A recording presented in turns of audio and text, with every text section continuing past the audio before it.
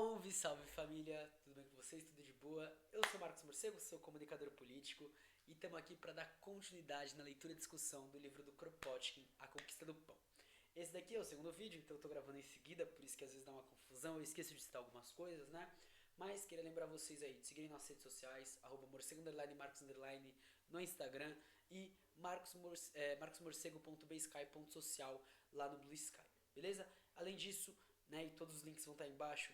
Segue aí a Clio Operária, nossa revistinha muito massa, tem texto nosso sempre. Eu produzo textos lá, então você que além de ouvir, quer ler o que eu escrevo, tem muita coisa da hora lá. E óbvio, se quiserem comprar meu livro, tem lá no site da editora Terra Sem Amos, por uma implosão da sociologia. Aproveitando que falamos de livro, lá no site da Autonomia Literária você consegue adquirir qualquer livro com desconto de 20% com a hashtag Morcego na Autonomia, beleza? Não perde essa chance não. E se quiser apoiar nosso projeto, tem aqui o nosso apoio coletivo, apoia.se/caverna morcego e o nosso pix podcastmorcego@gmail.com, tá bom? Qualquer uma dessas formas ajuda a gente demais, beleza? Vamos lá, eu vou ir direto pro livro. Infelizmente, né, eu não tenho tanto tempo assim, por isso que a gente opta, inclusive, por esse tipo de vídeos. Vocês podem ver que os vídeos estão ficando menores, os episódios de podcast estão ficando menores. A gente não tá deixando de falar as coisas, a gente só tá abordando pedaços das coisas, e aí vocês têm que ver tudo pra completar. Esse daqui é mais um vídeo, é mais uma série de discussões das coisas que a gente tá fazendo. Alguns são divididos, inclusive, em partes 1 e 2. E hoje, por exemplo, a gente vai entrar numa parte que vai ser continuada somente semana que vem, beleza? Isso é importante. Lembrando, eu tô aqui nesse meio virtual diferente essa semana, por causa de alguns motivos técnicos, e a gente espera em breve estar de volta na nossa casinha, com o nosso símbolo passando, com aqui embaixo rodando, com o meu nome passando aqui na tela para vocês também. Mas, enfim, isso é para outro dia, beleza? A gente estava então falando um pouco sobre essa fita das necessidades da revolução, né, da conquista do pão, que inclui pão, moradia e vestimenta. A princípio é isso que o nosso autor coloca. Porém, a gente terminou o último episódio colocando em pauta a questão do luxo, a questão de certas coisas que são mordomias hoje que podem se tornar cotidianas no futuro.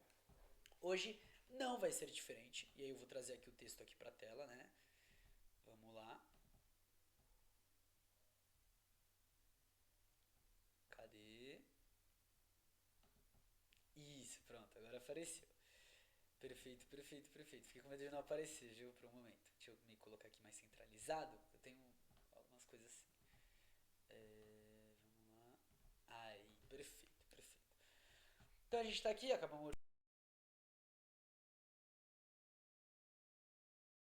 última parte e entramos na necessidade do luxo. A gente não vai ler tudo, vai ser uma parte hoje e uma parte semana que vem, beleza?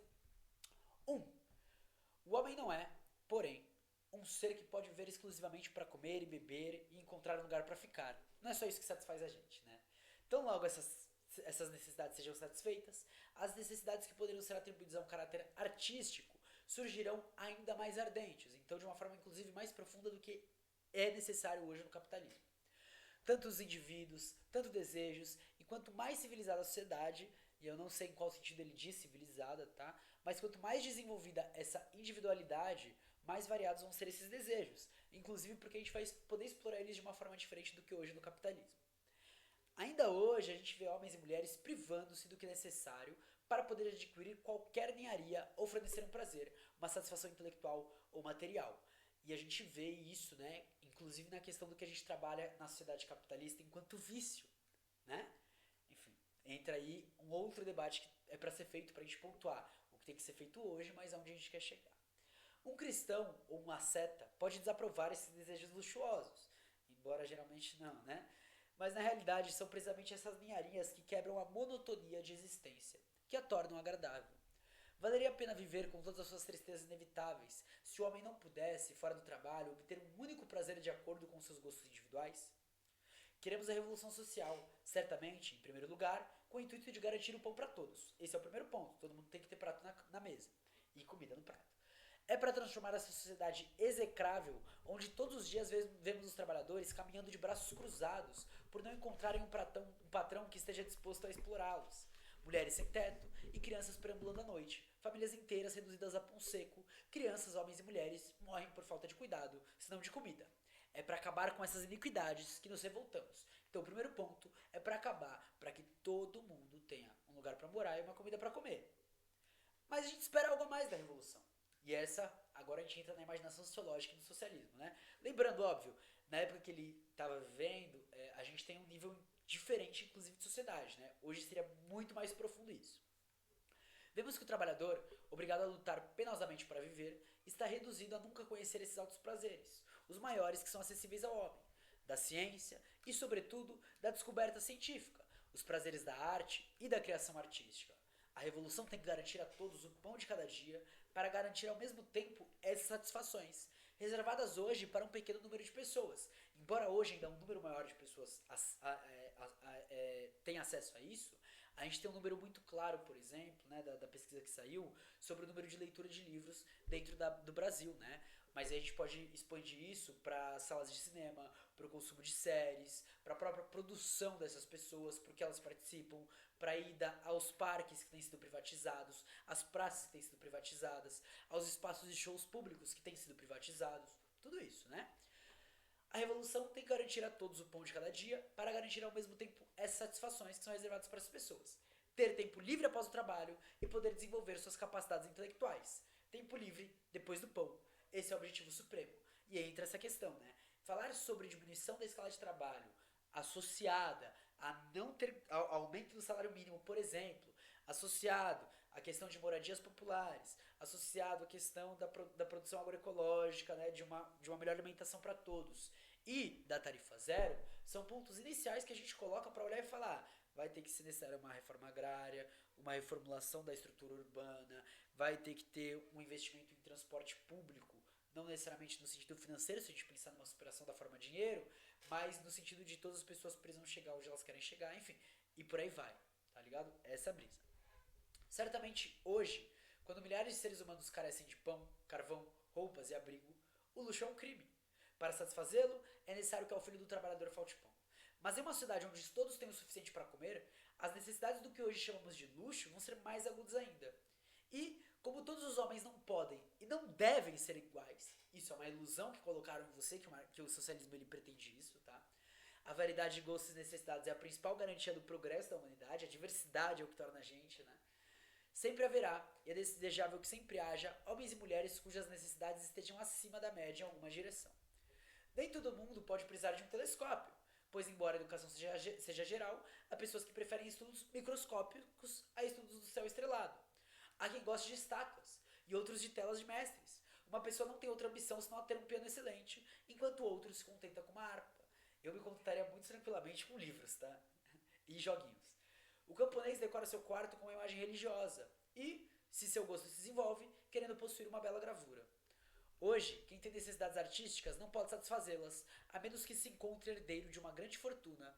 Mas, trabalhando duro e apropriando-se do capital intelectual que o habilitará a exercer uma profissão liberal, ele ainda tem a esperança de um dia, mais ou menos, satisfazer seus gostos. E é isso.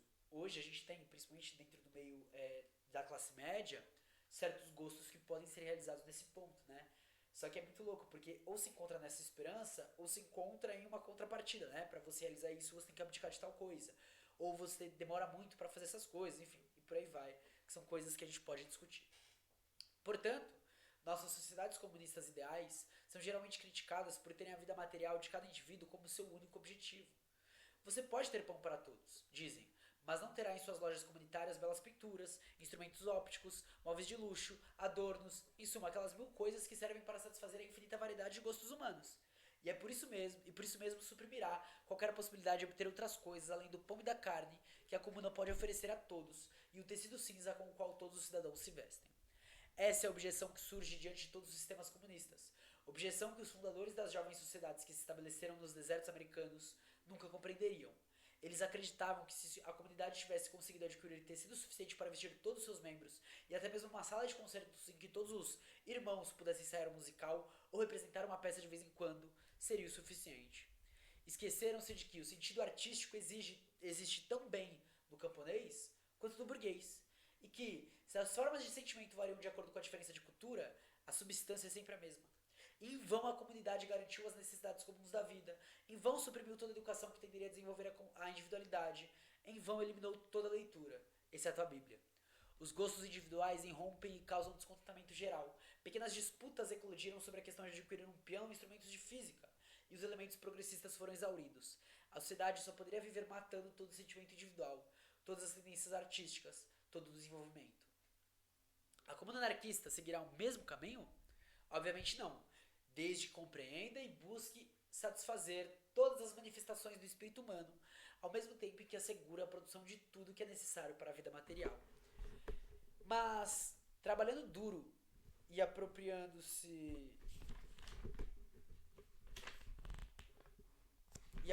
do capital intelectual que o habilitará a exercer uma profissão liberal. Opa! Eu li mais parte e não pulei a página do meu livro, desculpa. Olha que loucura. Caralho, lendo rápido. Desculpa. Vou ler um pouquinho mais devagar, tá? Confessamos, francamente, que, pensando nas profundezas de miséria e sofrimento que nos rodeiam, ouvindo as frases de partir o coração dos trabalhadores que andam pelas ruas pedindo trabalho, relutamos em discutir essa questão.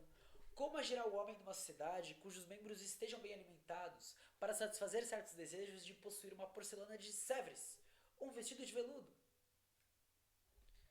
Enfim, e essa é uma grande discussão, né? Porque entra, né, inclusive no que eu estava discutindo antes, a questão do carro. E aí, será?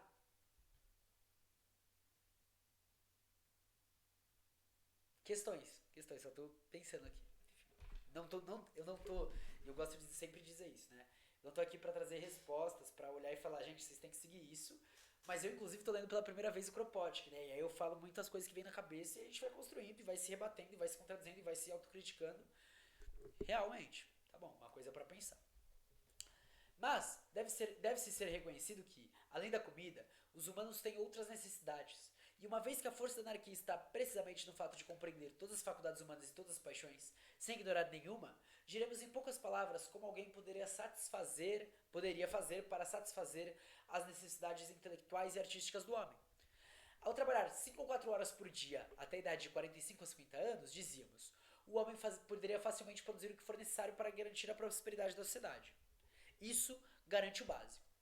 Mas a jornada do homem acostumado a trabalhar e a usar máquinas não é de 5, mas de 10 horas, de 300 dias por ano e de toda a sua vida. Assim, a gente destrói a nossa saúde e desgasta a inteligência. E é uma das coisas do capitalismo, né? Desgastar a gente, inclusive através do trabalho. Porém, quando pode variar as ocupações, e principalmente alternar o trabalho manual com o intelectual, permanece ocupado, com prazer e sem cansaço, 10 e 12 horas. Isso é normal. Inclusive o trabalho muda, né? É diferente quando a gente pensa nessa construção do socialismo. Eu não sei exatamente como eu posso falar que isso se altera. Eu sei e eu sinto que isso se altera, mas eu acho que aí entra uma brisa de que atualmente essa fita de comunismo lisérgico, por exemplo, ajudaria a gente a vislumbrar um pouco disso. Tá? Mas a gente precisa romper com como a gente enxerga a sociedade para conseguir enxergar isso. É meio que essa brisa. É realmente uma brisa que vai um pouquinho para além daquilo que a gente vê e vive. Enfim. Espero um dia conseguir explicar com palavras para vocês. Por enquanto, fica nas ideias. O homem que fez 4 ou 5 horas de trabalho manual necessárias para viver terá ainda à frente de 5 ou 6 horas que procurará ocupar de acordo com seus gostos. E essas 5 ou 6 horas lhe darão total possibilidade de proporcionar a si mesmo, se ele associar-se a outros, tudo o que deseja, além do necessário assegurado a todos. Então, por exemplo, eu que gosto muito de ler, né? Adquiri recentemente um gosto também por plantar. Então, tô lá, faço minhas horas de trabalho para garantir a comida para geral, e uma parte do meu dia com certeza seria utilizado justamente para essa produção intelectual sociológica, né? De análise da sociedade, de vislumbrar, de registrar, de trazer memórias, histórias, talvez até audiovisual, dependendo, quem sabe, por que não. Enfim, mas são coisas que a gente usa para olhar e falar, cara, hoje em dia isso é meu trabalho. E quando deixar de ser meu trabalho? O que vai ser isso? Questões. Primeiro, seja no campo ou nas fábricas, ele cumprirá o trabalho que deve à cidade por sua parcela de contribuição para a produção geral. E ele usará a outra metade do seu dia, semana ou ano, atendendo às suas necessidades artísticas ou científicas. E é óbvio, ele utiliza artístico e científico, mas isso é muito abstrato, tá? A ciência dentro do socialismo ela pode se expandir muito, inclusive, né? Inclusive se a gente pensa em ciência popular, que não tem nada a ver com ciência, na verdade, como a gente conhece, mas é ciência em um outro sentido de ciência. inclusive com outros conceitos, né? Milhares de sociedades nascerão, respondendo a todos os gostos e todas as fantasias possíveis. Alguns, por exemplo, poderão dedicar seu tempo de lazer à literatura. Em seguida, eles se formarão em grupos de escritores, compositores, tipógrafos, gravadores, todos perseguindo um objetivo comum, a propagação de ideias que são prediletas a eles. Então, inclusive, a gente vai ter aí uma lógica que não vai ser uma lógica mercadológica. Então, a gente não tem um segmento que vai se apropriar da produção. Pelo menos a ideia é essa. Mas a gente não vai ter uma produtora, uma gravadora, uma editora que vai ser a editora e não sei o que, babá, e ela vai se tornar simplesmente porque ela domina o mercado. Muito pelo contrário. Tudo tem que ter garantia de distribuição, né? Hoje o escritor sabe que existe uma besta de carga, o operário, a quem pode confiar a razão de 3 ou 4 francos por dia a impressão de seus livros, mas não se preocupa muito em saber o que é uma gráfica. Inclusive, a galera anarquista, mas a galera também socialista, de partidos pequenos, de movimentos sociais pequenos, e a tradição de jornalismo negro aprendeu muito o que é isso, né? O que é você escrever e também imprimir. Descobriu o que é uma gráfica. Se o linotipista é envenenado por pó de chumbo, e se a criança que trabalha na máquina morre de anemia, não há outros infelizes para substituí-los? Mas quando não houver mais pessoas famintas dispostas a vender seus braços por uma insignificante retribuição, quando o explorado de ontem tiver recebido instrução e ter suas ideias para colocar no papel e comunicar aos demais, caberá a literatos e estudiosos se unirem para imprimir suas prosas aos seus versos. Enquanto o escritor... E é legal isso, né? Porque é você quebrar também com essa lógica que existe na nossa sociedade de segregação do pensamento, da construção do saber, né? Mas na verdade você vai unificar e tornar o próprio ser humano um ser multidisciplinar. Um ser que sabe muito além daquilo do que... eu sou um puta sociólogo. Tá, e daí? Até aí, foda-se. Desculpa a todos os sociólogos que se sentiram ofendidos com essa questão. Enquanto o escritor considerar o avental e o trabalho manual um sinal de inferioridade, será espantoso para ele ver um autor compor o seu próprio livro na tipografia. Ele não tem academia ou nominal para relaxar? Mas quando o estigma associado ao trabalho manual desaparecer, quando todos serão forçados a usar seus braços, não tendo mais a quem descarregar, então os escritores, bem como seus admiradores e admiradoras, aprenderão rapidamente a arte de manusear o compositor ou a linotipia. Eles terão o prazer de se reunir, todos apreciadores da obra que se imprime, para compor e vê-la sair com sua beleza e pureza virginal de uma máquina rotativa. Esse ato deixará de ser um ato de trabalho. Você rompe com essa tradição entre trabalho manual e trabalho intelectual de uma forma bem interessante. De uma forma onde existe uma certa, e eu vou utilizar a beleza num sentido muito filosófico específico, que a galera que entender vai pegar, mas eu não sei descrever, mas realmente, a beleza do próprio processo cotidiano da vida, tá ligado? Essas coisas vão se tornar umas coisas muito mais de interações e relações sociais e relações do ser humano com aquilo que é muito caro pra eles, então eu gosto de escrever. Porra, eu gosto de trabalhar, né? Eu trabalhei com alguns tipos de impressão, de estilogravura, de tipografias e tal, não sei o que. Embora não seja muito bom, mas é isso. Eu aprenderia de uma forma onde eu não seria forçado a fazer isso. Eu faria justamente pelo carinho em relação a isso. Acho que carinho é melhor do que beleza, inclusive. Essas máquinas magníficas, instrumentos de tortura para a criança que as serve hoje de manhã e noite, se tornarão uma fonte de alegria para aqueles que as usarem para dar voz ao pensamento do seu autor favorito. A literatura perderá algo com isso? O poeta será menos poeta depois de ter trabalhado no campo ou colaborar com as mãos para multiplicar a sua obra? O romancista perderá um pouco de conhecimento do coração humano depois de ficar ombro a ombro com o homem na fábrica, na floresta, na estrada, na oficina? Fazer essas perguntas é, ao mesmo tempo, respondê-las. E aí eu acho que tem algumas coisas interessantes, né? Uma delas, que eu tava lendo aqui em cima, né? Talvez a única questão seria que as coisas demorarão talvez um pouco mais para serem publicadas, por exemplo. Mas porque não vai existir essa pressa. Não vai existir essa necessidade acelerada da sociedade capitalista de eu preciso produzir para ter algo lançado, porque aí se eu tiver algo lançado eu consigo me inscrever em tal coisa, porque eu consigo receber tanto, porque eu ganho tanto daqui, não sei o que, porque a gente precisa, por exemplo, dentro da literatura socialista, responder aos tipos de violência que acontecem na sociedade capitalista e que são muito numerosos. Calma, é outra sociedade, um outro bagulho. Talvez por isso, inclusive, eu seja muito acelerado nas lives aqui e vocês queiram que eu seja acelerado. Né? E aí entra uma coisa interessante, que a galera fala que não acelera meus vídeos e meus episódios porque não sente a necessidade disso, porque eu já falo acelerado. Olha o nível de aceleração que chegou essa porra. Me assusta um pouco, eu sei, sim. Mas outra, E é o que eu gosto de quando a gente entende por praxis, de que um bom intelectual é um intelectual que é conectado com a ação. E essa ação pode se dar de várias formas. Porém, escrever não faz parte disso. Porque o escrever é o papel já do intelectual. Então, se a gente já separa que o intelectual precisa ter ação também, tem alguma coisa errada aí. E eu acho bem interessante essa perspectiva de, cara, se você não fosse, né, e eu acredito que boa parte do meu público é ainda, ou já acabou de se formar, mas se você não fosse pra academia, que outra coisa você gosta de fazer? Que outra coisa você trabalharia? Como a gente pode relacionar essas coisas, talvez? Saca? O que dá pra fazer? Enfim, não sei. Alguns livros serão menos volumosos, mas será dito mais em poucas páginas. Talvez publiquemos menos papel manchado, mas o que for impresso será melhor lido e apreciado. O livro atrairá um círculo maior de leitores mais educados, mais aptos a julgá-lo. Eu acredito que as próprias pessoas se empenharão mais numa leitura que não é uma leitura apressada, que não é uma leitura de loucura e não sei o que, blá, blá, blá. Mas realmente, uma leitura muito mais variada, onde as pessoas terão condições de se expressarem através dessa leitura, e talvez nem só na leitura, né? Mas inclusive na produção de audiovisual. Inclusive, e eu gosto de pensar isso, né? Na porra da criatividade humana, na questão fictícia, na questão daquilo que é tenebroso, daquilo que é ridículo, daquilo que é engraçado. Vai assumir outras formas, não vai sumir. A ideia não é acabar com isso, muito pelo contrário. É que existe a dramaturgia, existe a exploração do que a gente consegue fazer, do que a gente pode fazer e do que a gente quer fazer, né? Além disso, a arte da impressão, que progrediu tão pouco desde Gutenberg, ainda está em sua infância. Demora mais de 2 horas para compor na tipografia o que foi escrito em 10 minutos. Estamos procurando métodos mais rápidos de multiplicar o pensamento.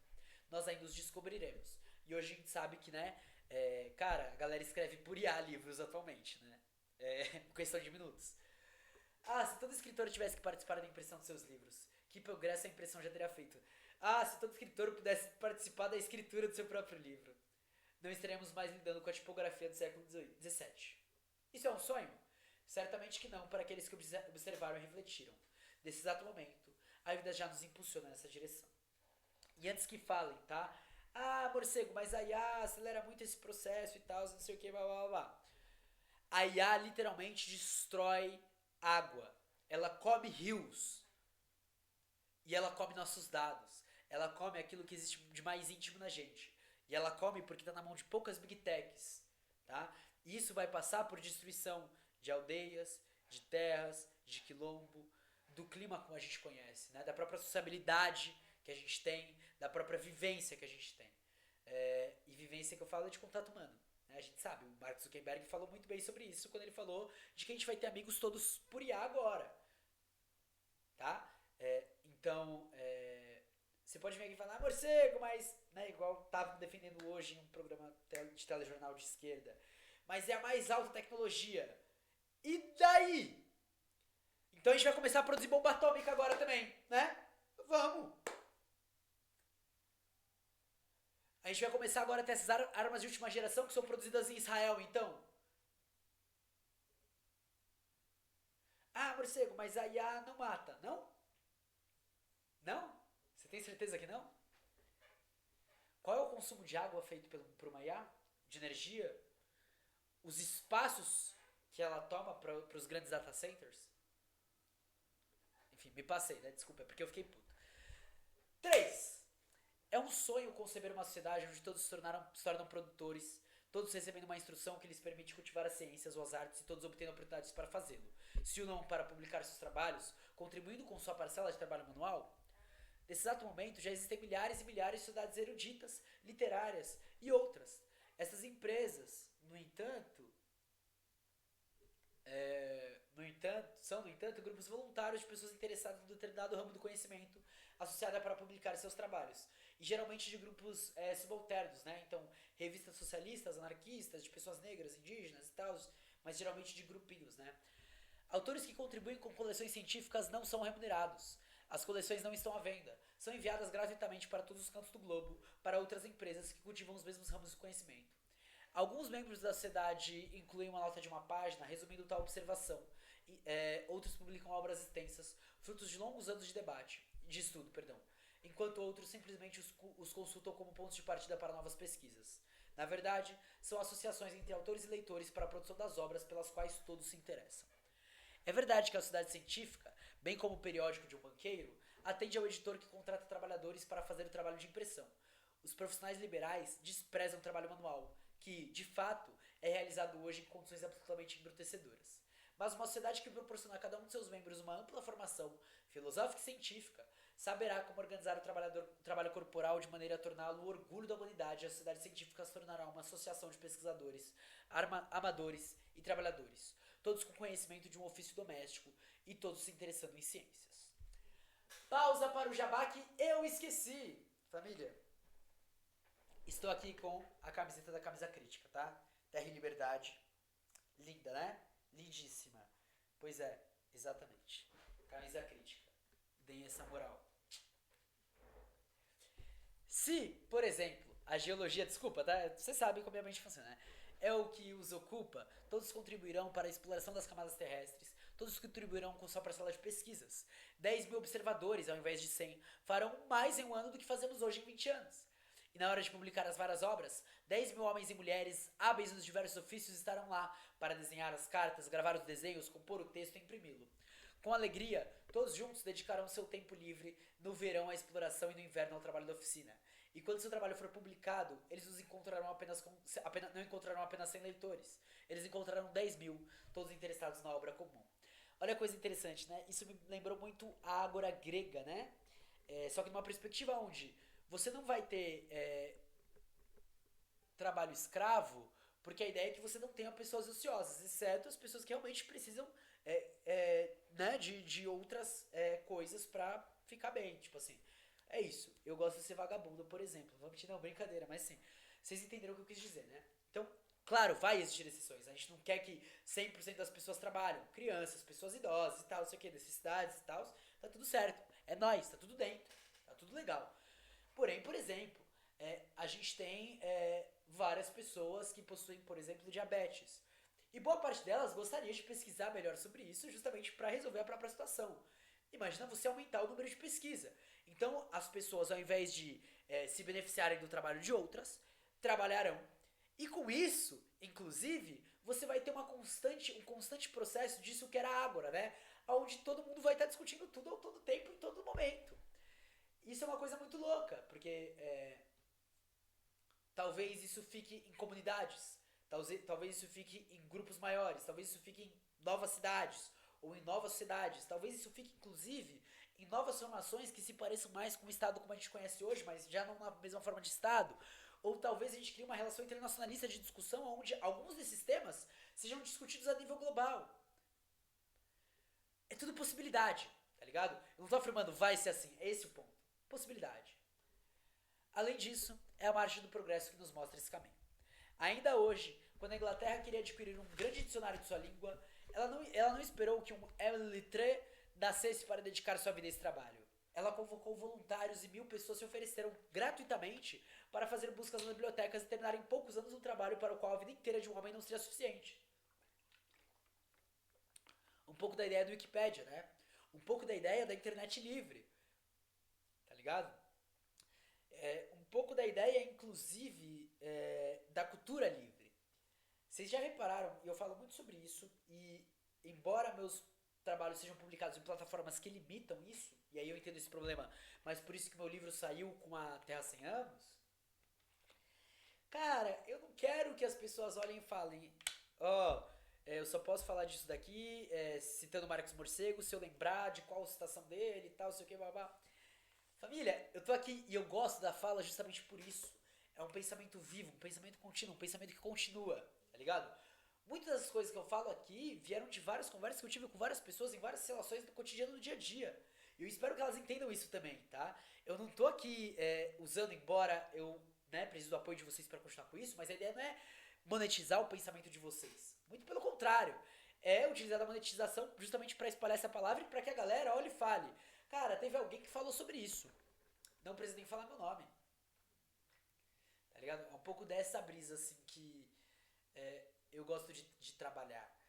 É, sei lá, ainda é muito confuso, muito complexo, porque estão nesse meio, né? O YouTube tem copyright, o Spotify tem copyright, é, eu faço pesquisa, né? E aí eu tento limitar o que é produzido na pesquisa e tudo. Mas a gente vive numa sociedade onde é comum, né? As pessoas leem o seu bagulho e falam, pô, morcego, agora eu vou referenciar você e tal, não sei o que, blá blá blá blá blá. Cara, se um dia for para ser referenciado, que seja realmente de uma forma mais livre do referenciamento, tá ligado? E seja de uma forma de ação. Gosto disso, de pensar assim, pelo menos. Enfim, brisas minhas, chapei, né? Em todos os ramos da atividade inteligente, o mesmo espírito emerge e seria preciso conhecer muito pouco a humanidade para não adivinhar que o futuro está nessas tentativas de trabalho coletivo, ao invés do trabalho individual. Para que esse trabalho fosse realmente coletivo, teria que ser organizado de forma que 5.000 voluntários, autores, impressores e revisores, trabalhassem juntos. Mas esse passo foi dado graças à iniciativa da imprensa socialista, que já nos oferece exemplos de trabalho manual e intelectual combinado.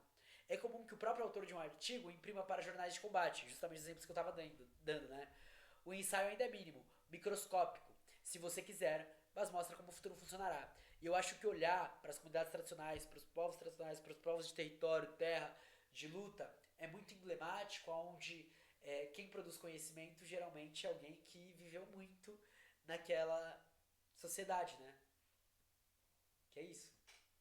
Alguém que viveu, que passou por vários processos, que fez tal coisa, blá blá blá blá blá, blá e a galera olha e fala, caralho, venho, você é referência, né?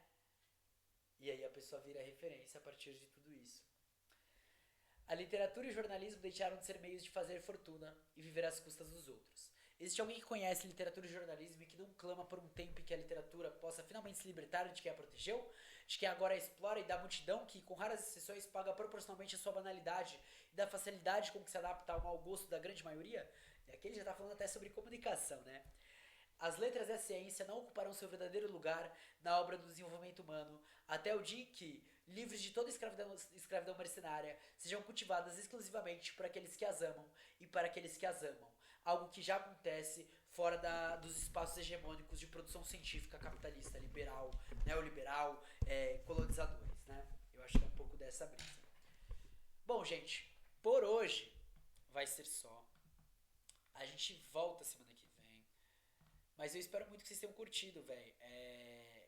Me surpreendendo com o Cropote, coisas muito interessantes, né? Sempre com coisas que dá pra relacionar muito bem com o que a gente vive. Mas é isso, né? A gente continua semana que vem, tá? Não esquece de fortalecer a gente, apoiar a Caverna do Morcego, seja pelo apoio coletivo, seja pelo Pix, tá bom? E tá tudo na descrição, não perde nada. Até a próxima.